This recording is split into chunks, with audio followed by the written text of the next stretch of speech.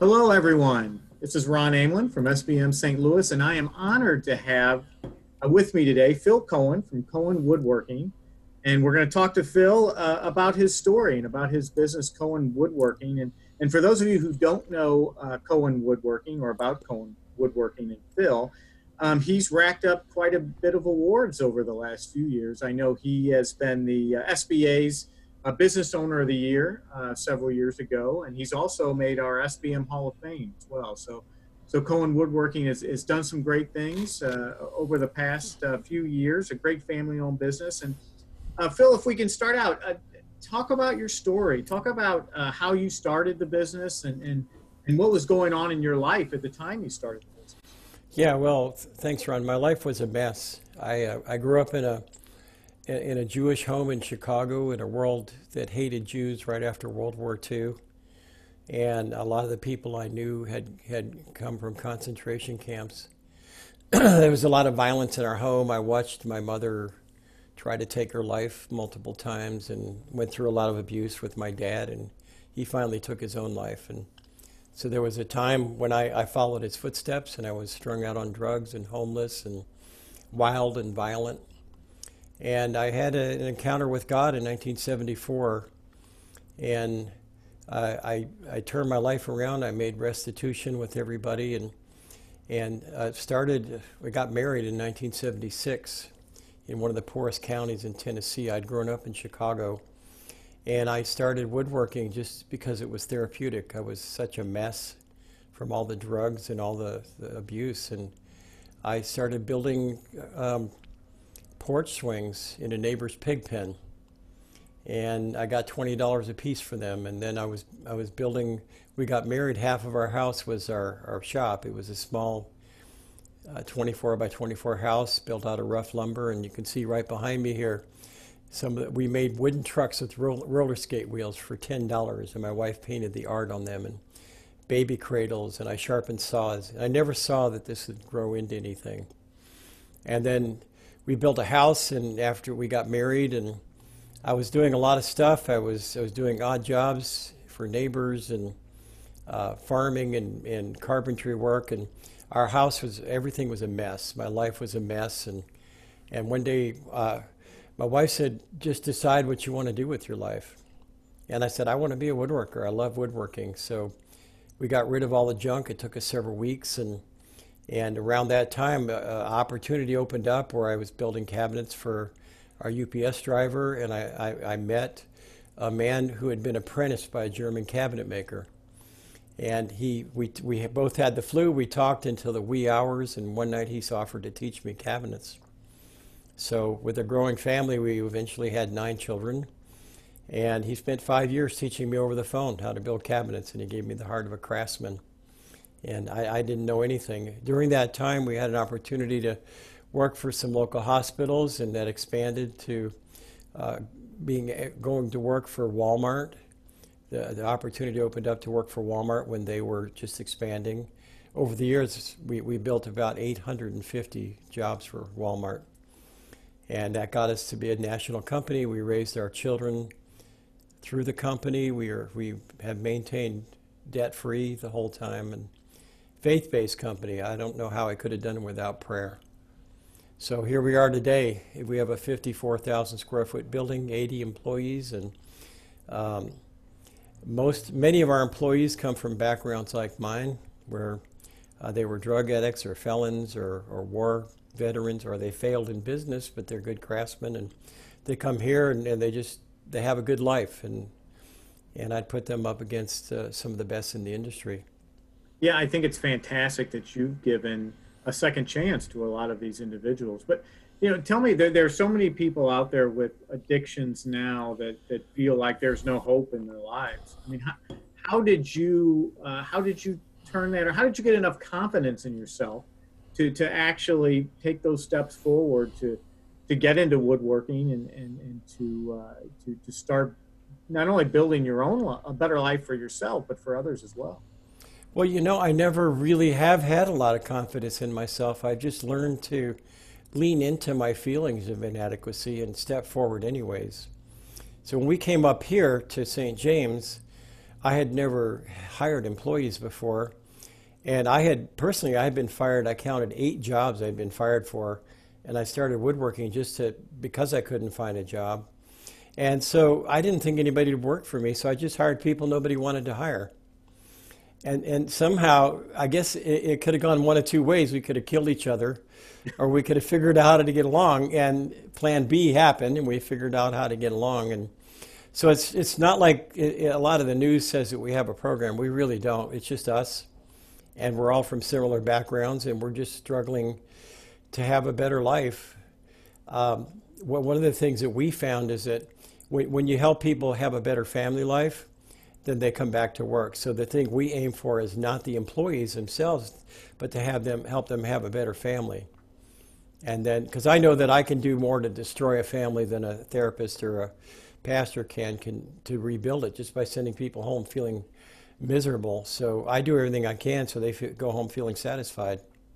Yeah, and I wish more business owners would take that approach and realize that as well, because and your managers too. I mean, your frontline managers can have more, can have a bigger role in destroying a marriage than Yeah. even the CEO can when you get Yeah. up to employees. So Yeah. I think that's a very important statement to make that I don't hear often. I don't hear a lot of business owners talking about. Yeah, I had the privilege of visiting the Bush Bean Company a few years ago, and you think beans of all things, but they're like a 120-year-old company, 5th generation. And they showed me some of their strategies and some of their company and how culture-centric they are. And I picked up this phrase from them that I rephrased myself, that every organization is a little village. And every little village is responsible to care for the people and its families and to generate enough wealth to keep it going and to make the world a better place. So I don't believe in making money. I believe you create wealth. I believe you create value by adding your talents. So I take it seriously that this is a little village and we care about our people. I actually have a barber shop here. And we have a car plan for people who, like ex-felons and drug addicts who can't buy cars. We have good loan rates from the banks and help them find good cars. So we just keep this as a village. And you might say the Cohen Woodworking is the village, and then what we do is what we do so we can support the village. I love that. I mean, that's a great idea. Now, I want to get back to your culture a little bit at the end, but tell me, so you guys have been in business a while. You built this thing to 80 employees nationwide. Looking back on it, what are some of the keys to success for the business to build that business? Yeah, so you asked me before the interview to make a few bullet points. So one thing is, first of all, it's harder than you ever thought it would be. And just get used to it. It's like you'll get into something, you go, what am I getting into? And you just realize there's no turning back. And so you learn how to push through every obstacle. And probably the biggest obstacles you have to push through is your own character flaws. Because as the leader, you are the center of the energy. You're the decision maker. You're the one that creates the energy. And when the leader goes down, everybody goes down. So work on yourself. And that's kind of the heavy side of it. The light side of it is you actually get paid to get better. Someone said that everyone wins when the leader gets better. So take care of yourself and develop your capacity and learn all you can about how to run a healthy business and healthy people. The other thing that to me is very important is to stay out of debt. We've been out of debt for most of our time. Mm-hmm. Another one that is learn the skills of how to get things done through others. That's how you leverage your talent. If you can't do that, then you're just going to be a one-man or just a small operation.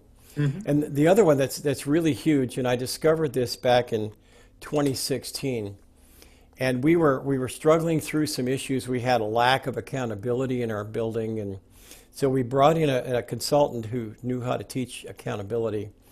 And all of a sudden, I got this revelation that whenever we have a problem, why do I just get down and struggle through facing the problem? I'll get down, I'll pray, I'll read books. why do I do this when there's people who already have solved this problem for them ahead of time? So we call these people mountain guides. They're not consultants who went to school for a degree, but they're actually people who have the scars and they've actually crossed the mountains that we're facing. So whenever I'm facing something, the first thing I do is I look for a mountain guide who's done the very thing, and I get him to coach me. And I get the best coaching I can afford. You want the best mountain guide you can find. And so we've built our company on that. We have what we call our my infrastructure model. So I'm always building my company, my infrastructure bigger than my company is. So at $10 million sales, I'm building an infrastructure of $20 million. And so I'm always looking for mountain guides like HR directors and financial people who can create financial platforms, marketing platforms, technology platforms. So I'm always trying to build platforms ahead of where we actually are. It's kind of like a car that's designed to go 70 miles an hour, but you're pushing it at 80, which is what collapses a lot of businesses. And what I'd rather do is build my car to where it can go 100 miles an hour and then drive it at 70. And if I want a car that'll go 120, then I'm going to build a 150 mile an hour car before I have to do it. Right. So right. create that infrastructure ahead of time. And another thing that's part of that is I really believe in one-page plan. Rockefeller Habits, Lencioni teaches this, a lot of people teach it. And so we're huge on planning everything. And the thing about having a written plan is it gets everything out of your head to where you can write it out and you can look at it and you can bring it in front of people, you can bring it to your mountain guides. And what it does is it breaks big decisions down into smaller decisions. So instead of making one big decision, like we just added our office space into our building, or when we did our expansion, we just had a written plan of what we needed, why we needed to do it, and we had a long plan. We talked to a lot of people, got a lot of advice. It was all written out to where when we made the final decision to go ahead, it was just a small decision instead of a big one. And that applies to everything in life, whether it's marriage or whatever decision you're making. If you can just break it down into a lot of little decisions, then the final decision is usually a small one. And then beyond that, I want to give a tribute to my father-in-law, because Frank Turpin, who was the vice president of Exxon, and he started out at the bottom. He was just an engineer. He spent his entire career with them. They were Humble Oil of New Jersey, and then he retired. He became the president of the Alaska Pipeline and the Alaska Railroad. And he was just a humble, unassuming man. But after he died, I asked his son, who was the vice president of Bechtel, the largest construction company in the U.S., I said, "How did your dad do it?" He said it was really three things. It was really simple. He surrounded himself with talented people, and he trusted them to do what they'd say they would do, and he had fun at work. And I thought, I'm not a fun guy, but I thought that's pretty big. Right, definitely. And Well, so it's all about your people. Which kind of leads me to my next question about the culture. And I've been following business for 25 plus years, and 25 years ago, business owners were never talking about culture. Yeah. They were never, but now every business is trying to build and develop a great culture. And to me, I think building a great culture is something that's kind of an ongoing thing. It's not like we're going to buy a program and stick it somewhere, or buy a foosball table and stick it in the corner of the break room, and now we're going to have a great culture. I think culture is something that you constantly have to work with. It's almost like pizza dough or something. If you're not constantly moving that dough around and pushing it around, it's going to get hard and it's going to break. And so how do you guys deal with culture in building your business? Yeah, so we stumbled on this by experimentation along the way. So it's not like somebody told me, but it's just trial and error. And now looking back, we're understanding it. And first of all, companies are built by one thing and one thing only. They're built and run by one thing, and that's human energy. And so what you want is as much energy, healthy energy as you can, moving in one direction. You want that energy moving toward the customer and toward the employees' families. So anything that's not creating that strong human energy, you want to get rid of or change. You got to figure out how to do that. So that's the whole core of it. For us, we're a faith-based company. We use the Bible and prayer, but one thing you didn't mention is that we were actually awarded a Small Giant, Forbes magazine Small Giant. That was just last year, right? Or This year, actually. Oh, this year, that's right, right. There are 25 companies that have chosen to get better rather than bigger. And they're all culture-centric. Many of them are multi-generational companies. Very few of them are actually faith-based, amazingly. But we all understand this one thing, that it's all about human energy and keeping that human energy flowing in the right direction. So it's got to be intentional. You've got to get skilled at it. There's a lot of, just like when you learn to play a violin, there's a lot of subtleties in playing a violin. There's a lot of subtleties in how you talk to your employees, how you understand them. You know, I don't remember who it was that says culture eats strategy for breakfast. Right, right. And my son, who's our CFO, he says, he pushes back and he goes, yeah, Dad, but you got to have breakfast. So I'm okay with strategy. Strategy is super important. But culture is my big thing.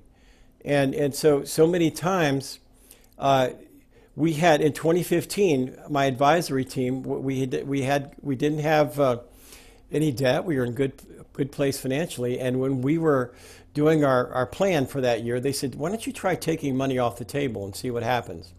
And just focus on having a healthy company with healthy people. And so we were into Pat Lencioni's book, The Advantage, at the time. Mm-hmm. And I made a picture of a tree on PowerPoint. And I said, what if we just concentrate on feeding the root system? Do you think that we'll have good fruit, good results? And some of them said, well, we had done 6.4 million that year. And they said, well, let's aim for 10 billion. I said, just try my idea for now. And we get mid-year. If it doesn't work, we'll set a financial goal. But here's my concern. If we set a financial goal, then his marriage might fall apart, and Bill might have a heart attack, and Jim might cut his fingers off, and Mike and some other guys might burn out and leave, but we'll hit that 10 million. But I said, what if we invested everything in making sure the people and the culture is healthy instead? And let's see what happens. So we're like chugging along in May, and we go, hey, we're having a pretty good year. So remember we said, we're at 6.4 million. I said, we're going to have a good $6.4 million year. Well, as fate had it, we had an $11.8 million year. And it was hard because most of it was in Q4, and our machines were breaking down, our health was breaking down, our quality was breaking down, but our morale never failed. So when you kill the human spirit and the human energy in a business, you're going down. When people don't get along with each other, when they can't bring their best to work, that's when you're going down. So you've got to make sure that whatever platform you use, whether it's the Bible or whatever, you got to make sure that people have a good, strong camaraderie. And you got to keep feeding that. It's just like people are batteries. They're not power sources. So you got to keep recharging the batteries. Yeah.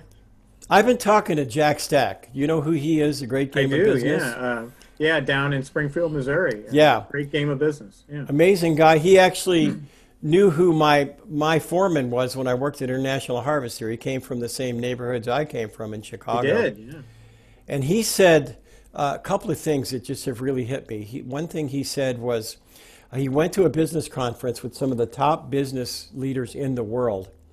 And the theme of the business conference was what makes businesses succeed. And a 90-year-old guy stood up on the last day, and he said, I've listened to everything you said, and I've been around for years. I haven't heard anything new. He said, business success comes down to one thing and one thing only, and that is that you have to have emotional intimacy with your employees. You've got to care about them. You've got to love them, and they've got to know it. And love is the energy, truth-telling, transparency, anything that keeps the energy flowing forward. And then another piece of advice Jack just gave me the other day, we're going through a massive downturn right now, and some of us are really tight for cash. He said the companies that keep their people, so you've got to choose, am I going to keep my people or my money? And you can't do both. You might be able to hybrid it, but at some point the scale's going to tip one way or the other. Do I keep my money and decide who to get rid of, or do I keep my people and lose some money? I could take some heavy losses. He said the companies that keep their people are the ones that are going to win on the other side of this. So, yeah, that's my story. Great point. When we talk about this positive energy that you want to get within your employees, what are some things you guys have done, some concrete ideas or things you guys have implemented, to keep that energy going in the right direction? Sure. So one thing we do is we have a half day of orientation when people come. And we used to just go through the ordinary stuff of here's our company, here's what we do, here's our benefits. And one morning I was talking to a friend of mine. He said, "Phil, tell them your story, because your story is the story of the business because you're the leader." I'm kind of hesitant. I'm not a put yourself out front leader. And so I did, and it was amazing. And I started it. We call it storyintation now. And I said, wherever you work, there's a story in your head about what's going on there. And I explained to them, I'm going to put my story into your heads. I'm going to tell you my story and why we're in business, and that way you can decide if you want to be part of the story. So we do that, and by the end of the 4 hours, a lot of people are crying and, wow, man, I'm just so want to be part of this. Another thing we do is we have John Maxwell leadership training. We're actually in the midst of that right now. And we do what we call our Constitution class, which is it's our company's mission, vision, values, our brand promise to our customers, and we go through that very slowly, and we teach that to everybody so they can support it. We give $1,000 cash to anybody who buys or builds their first house. We have a caring fund here that people can donate into, part of their paycheck. And we've given away tens of thousands of dollars to employees in need. But the cool thing here, Ron, that is it's like often when there's a need, they don't even get to the caring fund. They just pass an envelope around. And what's really blowing my mind is, but when we started, I was the generous one. So I keep between everybody, employee knows this, I keep between $1,000 and $2,000 in a drawer, locked up in a drawer. And if any employee has a need, my managers are authorized to give it to them and just log what they did, and without asking questions. Mm-hmm. And so the really cool thing is the last several times there was a need, the employees passed the envelope around and it met the goal before it even got to the drawer. That says a lot. I mean, that says it all. We have a chaplain who comes in every week, who's a marketplace chaplain, who's trained just to care about people. We have like a three C's in our culture, which is caring, celebrating, and continuous growth and improvement. And so we have events around that, but we also do a lot of spontaneous caring. We have a Wednesday meeting where we do 2-second lean. I don't know if you know what that is. It's a form of lean where it's Cambridge Engineering that does that. Right. And so we have a meeting every week, and people make videos of improvements they've made. And to date, we've done about 600 videos. We have a stage. My wife and I play music. We start out by playing a cool song for them. And then we have a meet and greet time. We have a time of gratitude for each other. And we have a time of announcements. And then whoever has the best lean video that week gets an ugly trophy. So it's a real time of getting together and connecting. And we have people who come in virtual. We're constantly asking employees, here's the 3 C's, caring, celebrating, and continuous growth. Please send me what your best thoughts are on how we can improve this, what's working and what's not working. So that's just a few things we do. I love it. So my last question for you today, and I like to ask some of our entrepreneurs this question. So let's say you get in the DeLorean and you go back and meet your 30-year-old self.